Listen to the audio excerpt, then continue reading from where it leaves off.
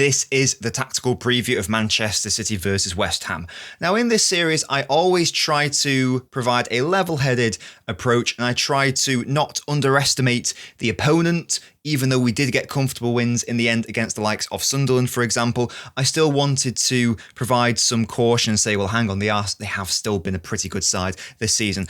I cannot say the same for West Ham this season, and that may well come back to bite me in the booty, but from my viewing of them, they've been pretty poor this season. The last time they won a game of football in the Premier League was on the 8th of November.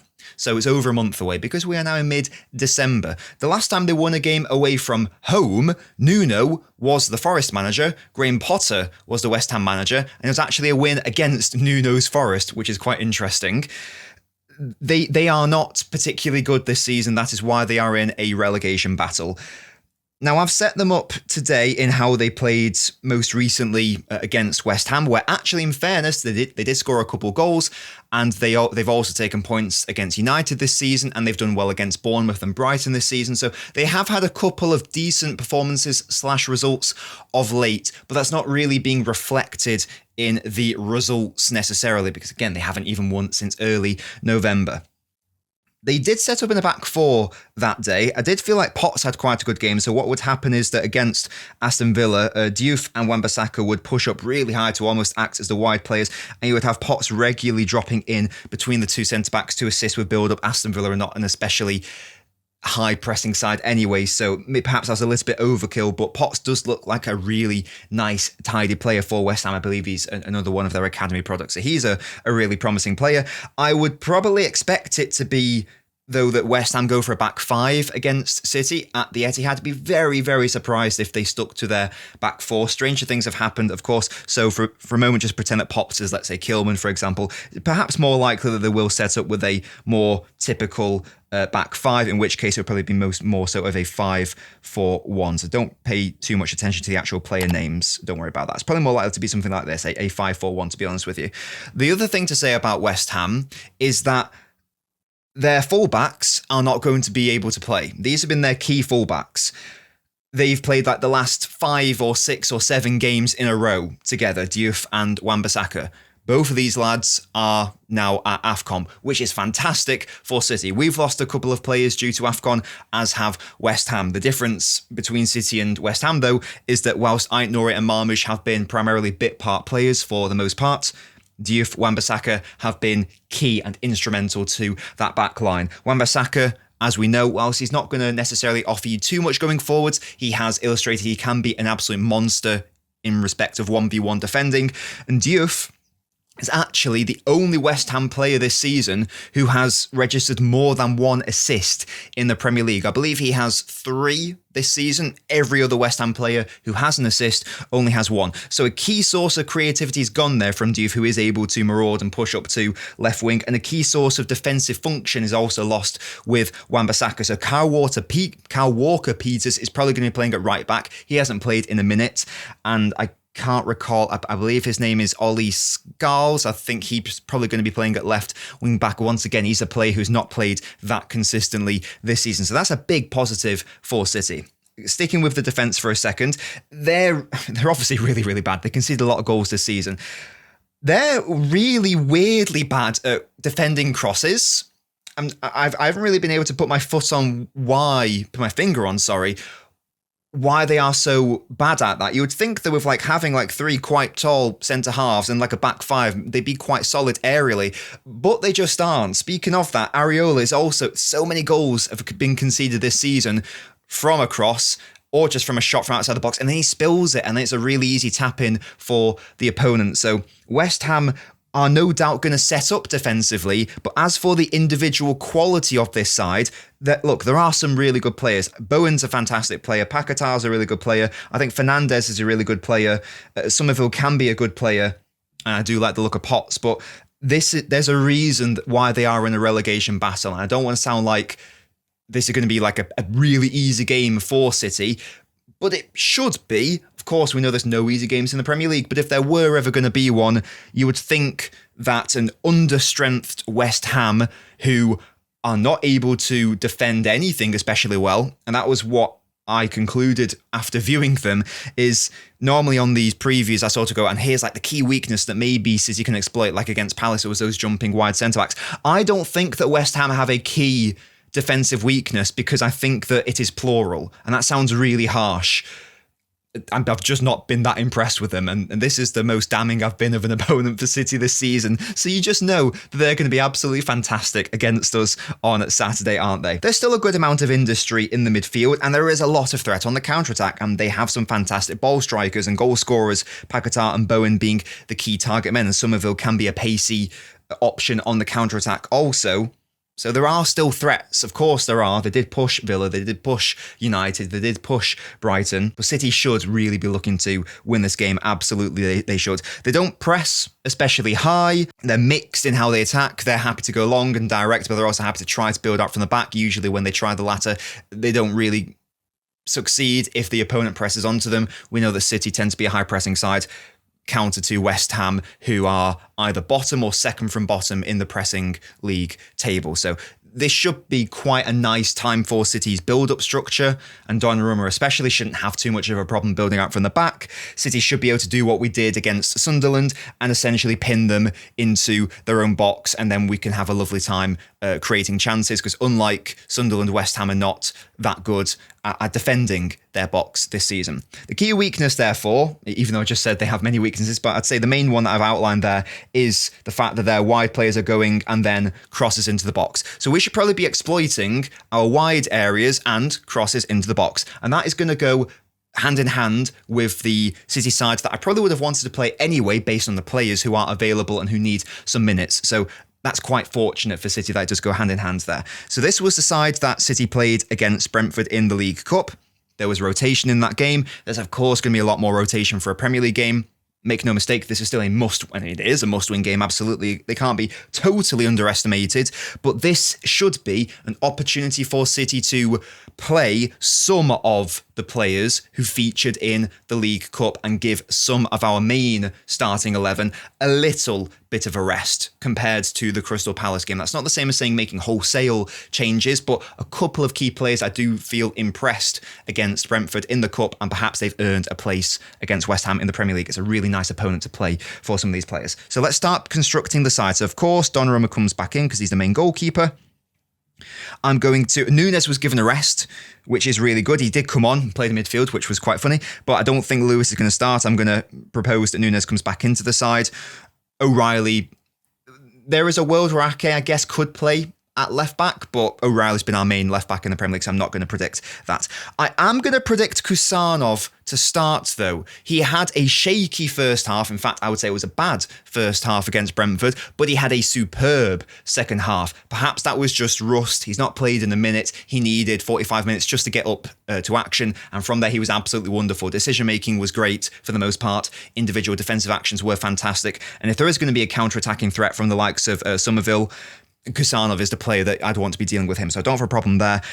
Ake also played well, didn't have too much to do, but what he did do as well, he did well. I don't think I'm going to predict him to play centre-back. I can see him potentially playing left-back, but I don't think both Kusanov and Ake are going to retain their spots. I'm probably going to predict Diaz instead to do that, in which case I would probably swap them round, wouldn't I? So that Diaz can definitely be the central centre-back in a back three. Yes, we'll come to the in possession in a second.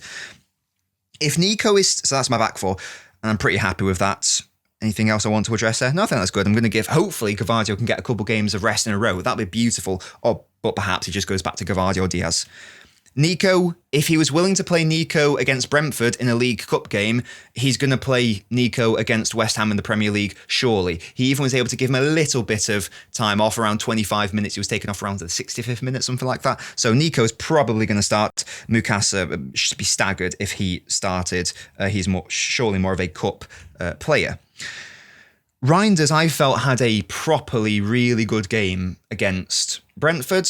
I think that he and Savio, spoilers, I'm going to predict Savio to start also.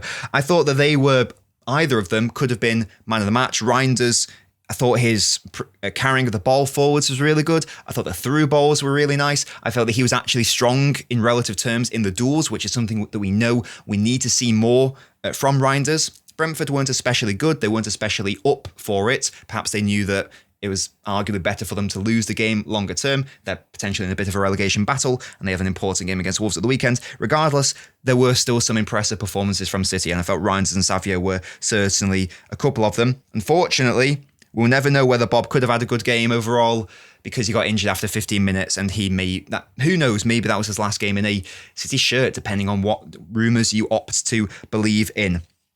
Shirky, I am going to probably predict to start. Haaland is going to come back in. Thankfully, he was given a nice, juicy rest from that Brentford game. So Haaland, I would propose, comes back into the side. Unfortunately, even though, my feelings on this, my thoughts, I do feel that Savio is better off the right. I'm going to predict Shirky to start. And until I see Shirky start out at left wing, and he has come on there against Everton, I think he was, and he played well there. And there's no reason why Shirky can't play here because he's bow-footed, so it's much of a muchness. O'Reilly's still going to push up and enable whoever plays at left wing to push inside anyway if you want to do that. So I actually don't have a problem with the idea of Shirky playing at left wing. Perhaps that's a bit too much too soon because we know that Shirky hasn't quite mastered the off-ball positioning / intensity that Guardiola desires, maybe. So is it wise to move him to a less known position? Perhaps not. So I don't like Savio at left wing, but here's the thing. He can still play at left wing. That's not an excuse for him to play badly at left wing. He should still have a good time, especially given that Wan-Bissaka ain't even playing. So it's going to be Walker-Peters. He should have a good game against him. And going back to what I was saying about the crosses, is where that now becomes relevant. What is Savio's only trick, really, at left wing? He beats his man, he crosses it into the back post. Haaland, nice. This seems tailor-made, in fairness, for Savio to be played at left wing, even though it's not something that I'm particularly eager on for him across his City career. This seems like a good game for him to utilise that trait of beating his man, crossing it in, Haaland attacks it, or maybe someone like Reinders attacks it also. So I'd expect Savio to start on the left and actually have quite a good game here. That does also allow us to play Shirky. If West Ham are going to set up defensively in a back five, which is probably quite likely, Shirky is a really good answer to deal with that. The final question then becomes who plays in the midfield. Bernardo and Foden were not started against Brentford. Foden had to come on because of Bob's injury. Bernardo did come on later on, but he was given a little bit of a rest, and Foden, I guess, didn't play the full 90 minutes, did he? So that was a thing. But there's clearly only room for one of them. In an ideal world, I wouldn't start either of them because I think this is a game you shouldn't need Foden for, and you shouldn't need Bernardo Silva for. If Shirky is playing, and I guess it depends how highly, if I'm going to predict Shirky to start, how highly does Pep value, or rather regard, West Ham as a threat? Because we know how crucial Bernardo is to the off-ball stability of our right side if Shirky is playing there. That's not the same as saying that Shirky's bad off-ball or whatever, but there is no doubt that he's not quite up to speed yet. Perhaps he never will be. But either way, Bernardo does a lot of covering for him. He does a lot of pressing work for him. He does a lot of the underrated actions. I might be wrong here. I don't know if there's a Premier League game this season where Shirky has started and Bernardo has not. Fact check me on that. I'm not 100% on that, but I would not be surprised if that were the case in the Premier League. The Cup's different conversation, but the Premier League, I'm not sure. So Bernardo seems pretty key for that. In which case, I do not want to necessarily predict Foden to start because I would like to give Reinders another run in. I would like to see if we could give Foden a little bit of time off. If Pep's going for it, then perhaps, and he gets a little bit frisky, then maybe we could have more of a setup like this with Reinders covering more so for Shirky. Maybe, I'm not sure. I don't know if I want to predict that though. That might seem a little bit too gung-ho. Perhaps you want Foden on the bench and that way you do have a really good player to bring on if you do need a goal or you do need someone to create something. So I think I might be predicting this, even though I don't want to predict Bernardo again at home against West Ham. I might change my mind in a second. So how is this going to set up on ball now? Is the question. Well, it's a question I have for myself anyway. So we probably want to commit 6 players forwards just in case they do play a back five. the relationship between Savio and O'Reilly is going to be very different to the relationship between Doku and O'Reilly, I would expect. Because when this is Doku here, we know that Doku is obviously comfortable out wide, but he's also really comfortable drifting in centrally. That's where he's played a lot of his great football this season. O'Reilly's pushed on, he's been the main outlet. He's actually been the main crossing provider for Haaland. But Savio is nowhere near as comfortable in the centre as Doku is. He's far more of an actual wide winger than Doku is, even though Doku is also wide. Certainly on the left side anyway. So I'm actually probably going to predict that O'Reilly does push up, but he's going to push up and be more of an attacking midfielder rather than a marauding left winger. So I think that Savio is going to be the chief width holder and O'Reilly's going to provide support pushing up to the centre.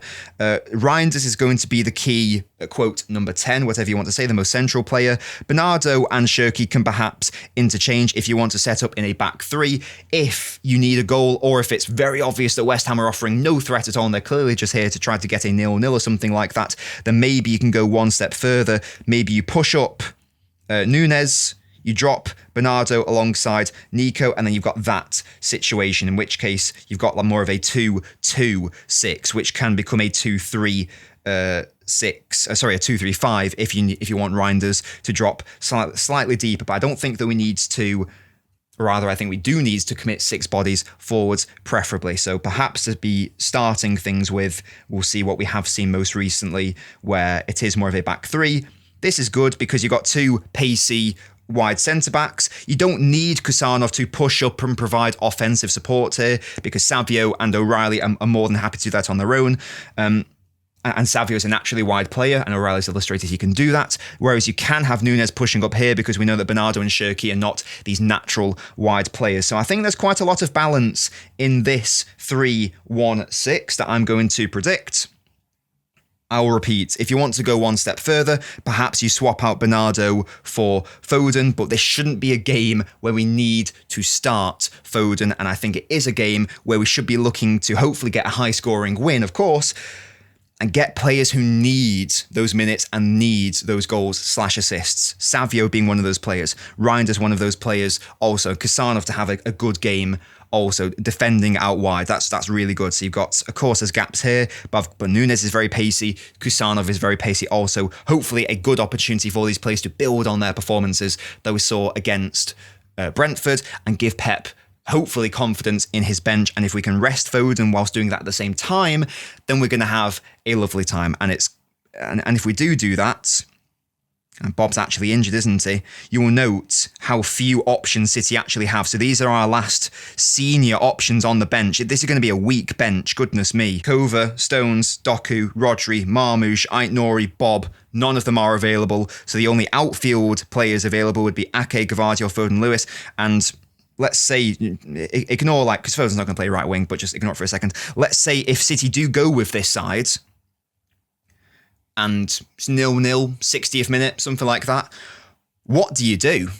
Look at your bench. Are you going to bring on Ake to score a goal? Well, maybe from a set piece, but probably not. Are you going to bring Bernardo to score a goal? Probably not. Are you going to bring Rico Lewis to score a goal? Probably not. Are you going to bring on a centre-back to score a goal? Probably not. Whereas if you have Foden who you can bring on, all of a sudden now you have a player who can change a game state on the bench, and that might be a key balancing act whilst we have a lot of our players out injured, still retaining an option on the bench given all of City's absentees, whether due to injury, fitness, or them being at AFCON. I predict City to win this game. I'm going to say that City win 3-0. Let's be even more exuberant. 4-0. Yeah? 4-0. That's almost definitely too positive, but I don't care. Get your score predictions in the comment section. Thank you so much for watching the preview. Did you like the video? Okay, well, like the video, first of all, it's free, but do you want to support me directly? A couple things you can do. Click that link on your screen. That's my Patreon. Beautiful perks there, including exclusive videos. You can get similar perks by becoming a member of the channel. Click that join button. And shout out to my highest tier supporters across both of those platforms: Tony, Spartacus, Silver Splits the Blue, Ethan Larios, Austin King, Rowan, Yusuf, and Tony Who.